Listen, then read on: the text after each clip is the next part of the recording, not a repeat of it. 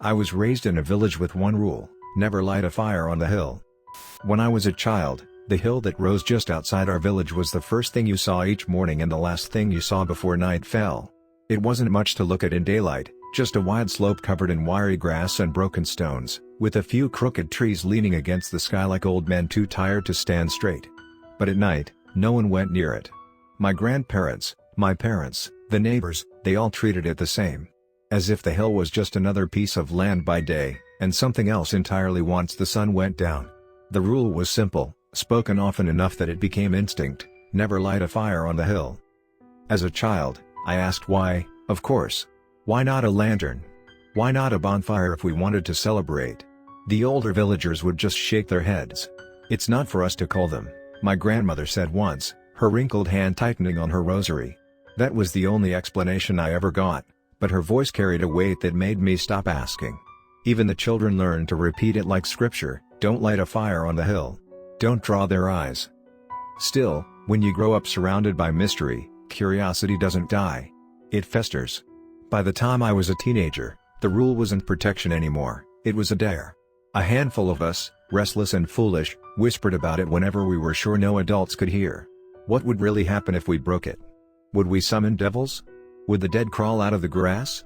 Or was it just another old superstition designed to keep kids out of trouble? I never meant to find out, not really. But one autumn night, when the harvest festival was ending and the air smelled of smoke and cider, my friend Lucas smuggled out a lantern. "Let's see for ourselves," he said, grinning with drunken bravado. I wanted to say no. My throat was dry with fear even then. But the others laughed, and when Lucas started marching toward the hill, lantern swinging in his hand, I followed. The grass was damp with dew as we climbed, our footsteps too loud in the quiet night. I kept glancing back at the village, half expecting to see our parents storming after us. But the streets were empty, the houses dark. When we reached the top, Luke lifted the lantern high, the flame trembling inside the glass. For a moment, I felt nothing but the sharp bite of cold wind on my face. Then, movement. At first, I thought it was just shadows shifting as the light stretched over the uneven ground. But then I realized the shadows were moving toward us. Shapes rising from the stones, darker than the night itself. I could see them more clearly the longer I looked, tall figures with twisted limbs, their faces blank, featureless except for faint impressions, like something pressed into wet clay. They gathered in a ring around us, silent, watching. My stomach dropped. No one spoke.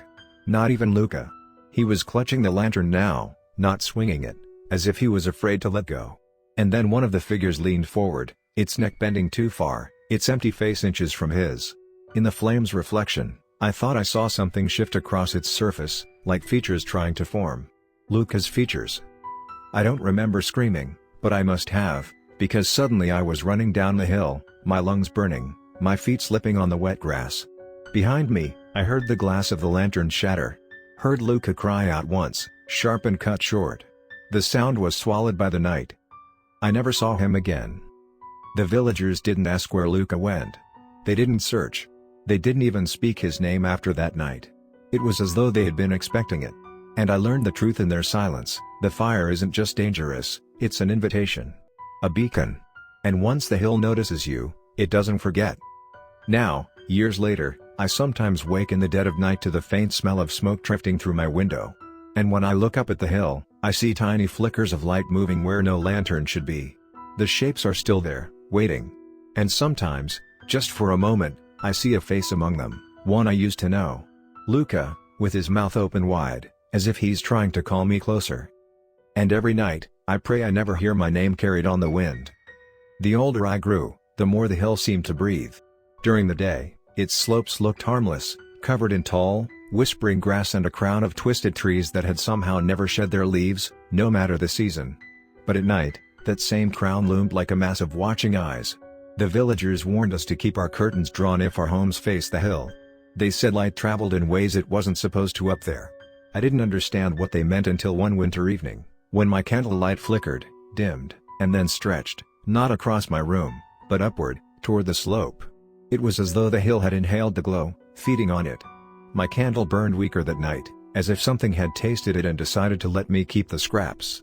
Once, as a child, I dared to ask my grandmother what had happened to those who lit fires on the hill.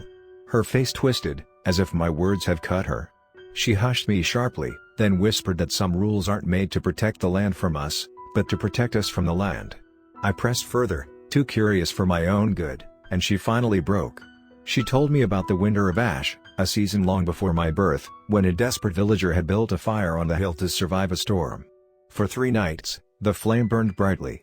On the 4th, the fire went out, but the hill didn't grow dark.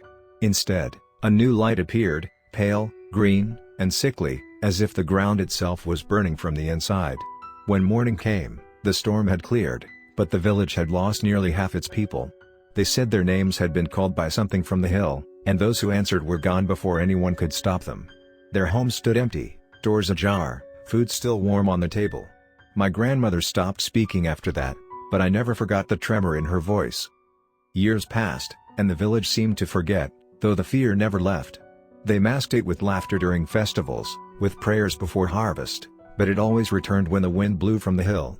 It carried a sharp, acrid smell, like wood long since burned but still smoldering deep underground. At night, that smell clung to me like a second skin, soaking into my dreams. I would wake with my throat raw, as though I had been breathing smoke. And in those dreams, I always saw the same thing, a circle of shadowed figures, ringed in faint firelight, their faces turned toward me though I could never make out their eyes. When I was 17, a boy named Elias from the next house over decided he didn't believe in rules. He was bold, reckless, and thought the old ways were just stories meant to keep children in line. One summer night, he climbed the hill with a torch in his hand, laughing at those of us who begged him to stop. I remember the way his torchlight danced like a star against the black slope, growing smaller and smaller until he was swallowed by the trees at the top. We waited for him to return, the torch to reappear, a laugh to cut through the silence, but nothing came. By morning, there was no sign of him, not even footprints on the grass. His family searched for weeks, but the villagers already knew, the hill had taken him. And though no one spoke it aloud, we all feared the worst, that Elias had not just broken the rule, but woken something that had been waiting for centuries. Since then, the nights have grown longer, heavier. Some evenings, I hear faint crackling on the wind, as though it is burning far away. The smell of smoke has thickened, stronger than ever before, and sometimes I swear I see faint orange embers glowing between the trees, even when no one dares set foot there. The whispers that ride the night air no longer call just once, they repeat, insistent, as though rehearsing my name, daring me to respond.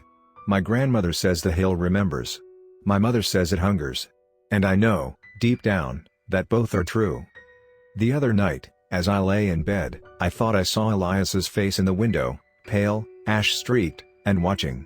He didn't move, didn't speak, but his eyes burned faintly like coals, and for a moment I thought I could hear his voice echoing through the glass, "Light the fire. Join us." I froze, heart pounding, until I blinked and he was gone. Yet outside, the grass bent as if someone had walked from the hill to my home, and the smell of smoke lingered on the sill. Now, every night, I draw my curtains tight and bury my head beneath the blankets. But the hill doesn't forget. It breathes. It whispers. And I know that sooner or later, whether through temptation, mistake, or fate, someone else will strike a spark upon its cursed soil. And when that happens, I fear the fire won't burn out again. But fear doesn't stop the hill. Each night, it grows louder, as if the land itself has a heartbeat I can hear beneath the soil. The grass sways even when there is no wind, bowing as though to an unseen flame. Sometimes I wake to find the smell of smoke thick in my room, clinging to my hair and clothes, though no fire has touched the village. My mother insists it's just my imagination, but when she thinks I'm asleep, I hear her weeping, whispering prayers she hasn't spoken since I was a child. Even she knows the hill is stirring. The whispers have changed, too. They no longer come only from the slope, they curl through the streets, drifting between houses, riding the cracks of shutters and doors. I hear them at night, murmuring just beyond my walls. They never say full words, but the tone is unmistakable, coaxing, inviting, waiting. I've heard neighbors claim their names being spoken, stretched thin and drawn out like embers glowing against black wood. One family packed their belongings and left without a word, fleeing into the forest. They didn't get far. Their wagon was found days later, empty, the horses still hitched and alive, but the family gone. No one asked aloud what happened. We all knew. I keep seeing Elias. At first, just fleeting glimpses, his outline at the tree line, the pale curve of his cheek glowing faintly in the dark. But now he lingers. His face is charred around the edges, His lips cracked as though from heat, and his eyes burned faintly with a coal-colored light. He doesn't speak, but when he appears, the air grows warm, stifling, as though a fire is pressing against the back of my throat. Once, I woke in the dead of night to find him standing at the foot of my bed. He leaned closer, and though his lips didn't move, the air whispered for him, just one spark. That's all it takes. The villagers have started arguing more. Some claim the rule was never real, that we've cursed ourselves with fear, that maybe a fire on the hill could drive away the whispers once and for all. Others hush them quickly, terrified that even suggesting it might tempt the hill.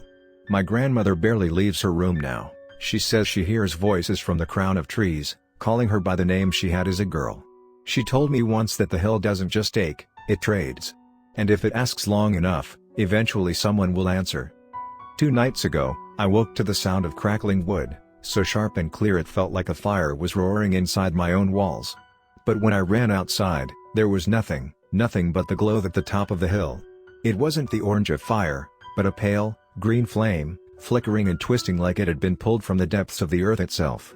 The trees at the crown glowed like skeletal fingers reaching for the sky. The entire village saw it. Some fell to their knees in prayer, others shut themselves inside, covering windows and doors. I stood frozen in the street, unable to look away. For the first time, I understood what my grandmother meant when she said the land wasn't dead, it was waiting. Since that night, the whispers don't just hover in the air, they enter dreams. I hear children crying out in their sleep, their voices calling names that aren't their own. My own dreams have turned violent. I see myself standing on the hilltop, holding a torch. Below, the village burns, the people's faces lit by fire as they scream. But when I look closer, I see their faces aren't human anymore, their skin hangs in strips of smoke, their mouths glow with embers, and their eyes burn like Elias's. Each night, the dream ends the same way. I lower the torch, not onto the hill, but onto myself. Now, the heat never leaves. Even in the chill of dawn, I feel sweat on my brow, my lips cracked and dry, my lungs thick with smoke. I try to drink water, but it tastes like ash. My reflection in the basin shows shadows under my eyes, as though flame is burning behind them. And last night, when I leaned close to the water, for just an instant, I didn't see my face at all. I saw Elias, grinning through fire. The villagers have stopped speaking of the rule, not because they've forgotten, but because it no longer feels like protection. It feels like a challenge. The hill is calling us louder, hungrier, and one of us will answer. I know it. I feel it. Each breath I take feels like a spark waiting to catch. Each dream is kindling laid at my feet. And I fear that when the fire finally rises, it won't just consume the hill. It will consume me. And this time, there will be no putting it out.